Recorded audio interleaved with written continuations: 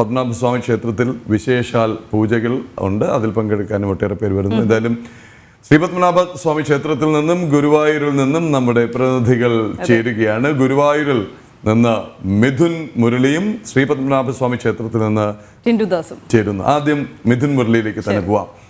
മിഥുൻ, നമസ്തേ. ശ്രീകൃഷ്ണ ജയന്തി ആശംസകൾ. എന്താണ് ഗുരുവായൂരിലെ കാഴ്ചകൾ?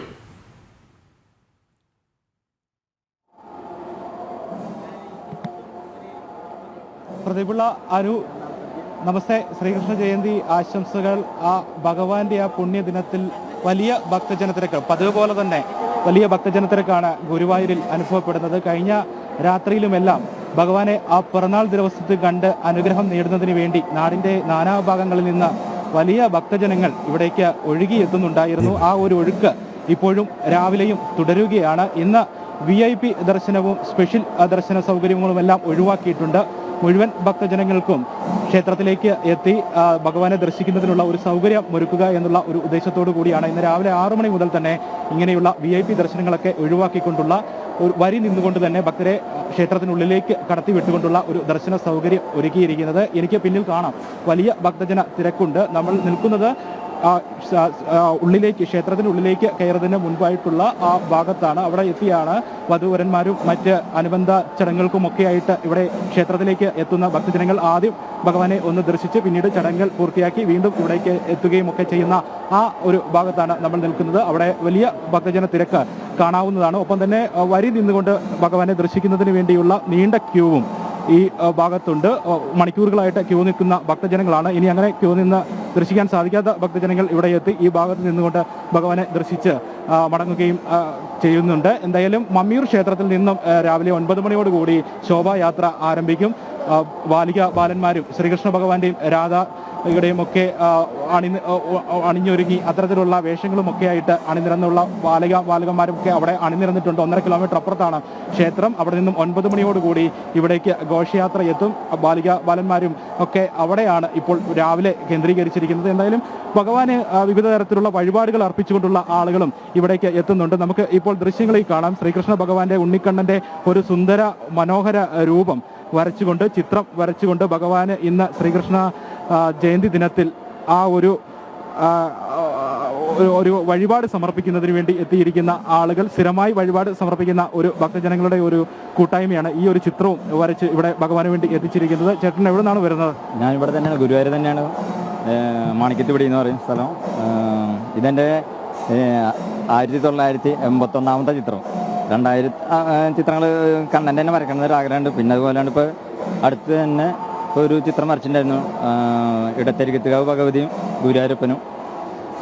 അതിൻ്റെ ഇപ്പോൾ കഴിഞ്ഞ ചിത്രം. ഇതിപ്പോൾ പിറന്നാളല്ലേ, കണ്ണൻ്റെ പിറന്നാളല്ലേ, അപ്പോൾ പിറന്നാൾ സമ്മാനമായിട്ട് ഇരിക്കട്ടെ ഒരു രോഹിണി ഊട്ടിൻ്റെ ഒരു ചിത്രം. ഇതേപോലെ ഒരു ചിത്രം ഞാൻ കുറച്ച് വർഷങ്ങൾക്ക് മുന്നേ ഉള്ളനാട് ക്ഷേത്രത്തിൽ സമർപ്പിച്ചിട്ടുണ്ടായിരുന്നു. അപ്പോൾ എനിക്കൊരാഗ്രഹം ഇവിടേക്കും ഒന്ന് കൊടുക്കണമെന്ന്. അപ്പോൾ അങ്ങനെ ഒരു ചിത്രം കൂടി വരച്ചതാണ്. 1951 ചിത്രം എന്ന് പറഞ്ഞാൽ ഗുരുവായൂർ തന്നെയാണ് സമർപ്പിച്ചിരിക്കുന്നത്. പല പല ആൾക്കാർക്കായിട്ട് കൊടുക്കണം ഇതായിട്ട് വരപ്പിച്ചുള്ളതാണ് എന്നെ കൊണ്ട്. പിന്നെ നെൽമണിയിലും മഞ്ചാടിയിലും തുളസിയിലും നെൽമണിയിലും എല്ലാവരും വരച്ചിട്ടുണ്ട് ചിത്രങ്ങൾ.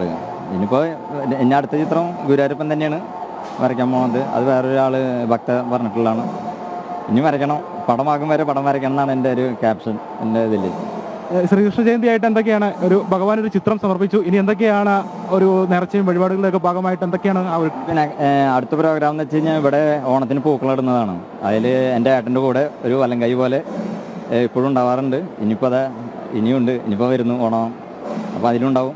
അപ്പോൾ ഇനിയും കാണാം എല്ലാവർക്കും. ഇനി ഓണത്തിൻ്റെ ഉള്ള പൂക്കളിൽ ഭഗവാനെ ഈ 1951 ചിത്രമാണ് ഭഗവാന് ഈ ഒരു ഭക്തൻ സമർപ്പിക്കുന്നത്. അദ്ദേഹത്തിന്റെ പേര് പറഞ്ഞ് പ്രേക്ഷകരെ പിടിച്ചിട്ടുണ്ട്. എൻ്റെ പേര് രതീഷ് ബാലാമണി എന്നുള്ള നാമത്തിലാണ് അറിയുന്നത്. അത് അച്ഛൻ്റെ അമ്മയുടെയും പേരാണ്, ബാലനും മണിയും കൂടിയിട്ടുള്ളത്. അപ്പോൾ അങ്ങനെ ഒരു ബാലാമണി, കണ്ണൻ്റെ സ്വന്തം ബാലാമണി എന്നുള്ളൊരു പേജുണ്ട്. സംഘത്തിൽ തന്നെയാണ്. ഞാൻ സുഹൃത്താണ്, എൻ്റെ സുഹൃത്താണ്. ഒരുമിച്ചാണ് പ്രവർത്തനങ്ങൾ? ഇല്ല, ഞാൻ ഇവിടുന്ന് പരിചയപ്പെട്ട, വളരെ കാലമായി ഞങ്ങൾ പരിചയമുള്ളത്. ഗുരുവായൂർ വെച്ച് പരിചയപ്പെട്ട ആളുകൾ പരിചയപ്പെട്ടത്. ഞാൻ അമ്പലത്തിൽ ശ്രുതി വായിക്കുന്ന ആളാണ്. മൂപ്പറെ പലതരം ഫോട്ടോകളും കണ്ടിട്ട് ഭയങ്കര ആശ്ചര്യമായിട്ടുണ്ട്. നെൽമണിയിൽ കൃഷ്ണനെ വരച്ചിട്ടുണ്ട്. മഞ്ചാടിയിൽ വരച്ചിട്ടുണ്ട്. അതെല്ലാം ഒരു ഭയങ്കര ഒരു സംഭവം തന്നെയാണ്. കാരണം അതിലുള്ള ഒരു കഴിവ് ഭഗവാൻ തന്നതിൽ വലിയ സന്തോഷം ഉണ്ട്. എങ്ങനെയാണ് ശ്രീകൃഷ്ണ ജയന്തി ആഘോഷങ്ങളൊക്കെ ഇത്തവണത്തെ? സന്തോഷമായിട്ട് പോകുന്ന എല്ലാവരും നല്ല സന്തോഷത്തിലായിട്ട് ഇവിടെ പിറന്നാൾ സദ്യ. ഗുരുവായൂർ കണ്ണന്റെ നാട്ടുകാരൻ തന്നെയാണ്? ഗുരുവായൂർ കണ്ണന്റെ നാട്ടുകാരൻ തന്നെയാണ്? ഇവിടെ തന്നെയാണ് വീട്? എൻ്റെ സ്ഥലം വടകരയാണ്, കോഴിക്കോട് ജില്ലയിൽ വടകരയാണ്. എപ്പോഴത്തെ? ഞാൻ ഇവിടെ തന്നെയാണ്, സ്ഥിരം ഇവിടെ തന്നെയാണ് നിൽക്കുന്നത്. ഞാനിവിടെ ഗുരുവായൂർ അമ്പലത്തിൽ ശ്രുതി വായിക്കുന്ന ആളാണ്, നാദസ്വരത്തിന് ശ്രുതി വായിക്കുന്നതാണ്. പക്ഷേ എൻ്റെ ഉറ്റ സുഹൃത്താണ് ബാലാമണി. അങ്ങനെ ഇനി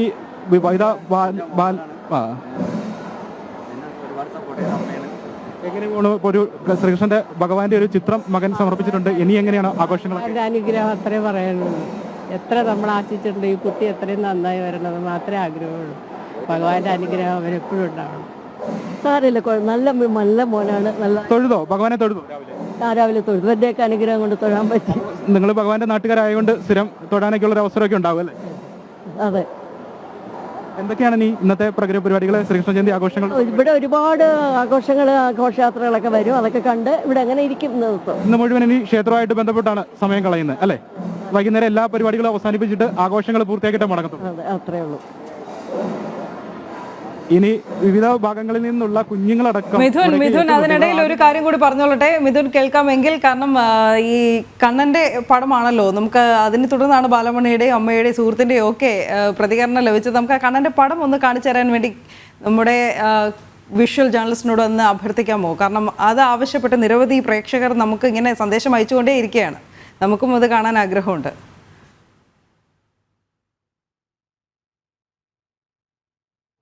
ഭക്തജന തിരക്കാണ് കാണിക്കുന്നത് മിഥുൻ. അതോടൊപ്പം തന്നെ ആ ദൃശ്യങ്ങൾക്കൊപ്പം തന്നെ രാവിലെ മുതൽ വലിയ തിരക്കാണ്. അതെ, ആ ബാലാമണി വരച്ച ഉണ്ണിക്കണ്ണൻ്റെ ചിത്രം, അതെ അതെ, അത് കാണണമെന്നുള്ള ആവശ്യമാണ് കൃത്യമായി ഉയർത്തിയത്.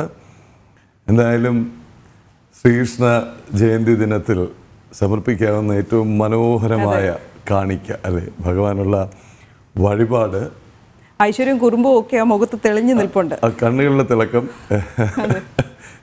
ഉണ്ണിക്കണ്ണൻ്റെ കുറുമ്പും കാണാം അവിടെ. ഏതായാലും മിഥുനിലേക്ക് വരാം. മിഥുൻ, മറ്റ് വിശേഷങ്ങൾ അതുപോലെ തന്നെ ഭക്തജനങ്ങളുടെ തിരക്കിൻ്റെ കാഴ്ചകൾ ഒക്കെ കാണിക്കണം. ഉണ്ണിക്കണ്ണൻ എങ്ങനെ നിറഞ്ഞു നിൽക്കുകയാണ് ഫ്രെയിമിൽ. ശരി, എന്തായാലും മിഥുൻ വളരെയധികം നന്ദി നമ്മുടെ വിഷ്വൽ ജേർണലിസ്റ്റിനും. അതോടൊപ്പം തന്നെ ഈ പടം ഭഗവാന്, അതെ അതെ, വിപിൻ കുതിച്ചിറയാണ് ഈ പടം ഭഗവാന് സമർപ്പിച്ച, അങ്ങനെ നമുക്കും ഒരു ദർശന പുണ്യം നൽകിയ ബാലമണിക്കും സുഹൃത്തുക്കൾക്കും. അതെ അതെ, അവിടെ ചോദിച്ചില്ലേ, തൊട്ടടുത്ത് ഭഗവാന്റെ അടുത്ത് താമസിക്കുന്നവരാണ്. അപ്പൊ എന്നും രാവിലെ തന്നെ ഇവിടെ എത്തുന്നത്. ഈ ദൂരെ നിന്നുള്ളവരും എന്തൊരു ആഗ്രഹത്തോടു കൂടിയും ഒരല്പം അസൂയോടും കൂടിയായിരിക്കും ഇത് നോക്കുന്നത്. എന്നും രാവിലെ അവിടെ വരിക, ദർശനം നടത്തുക.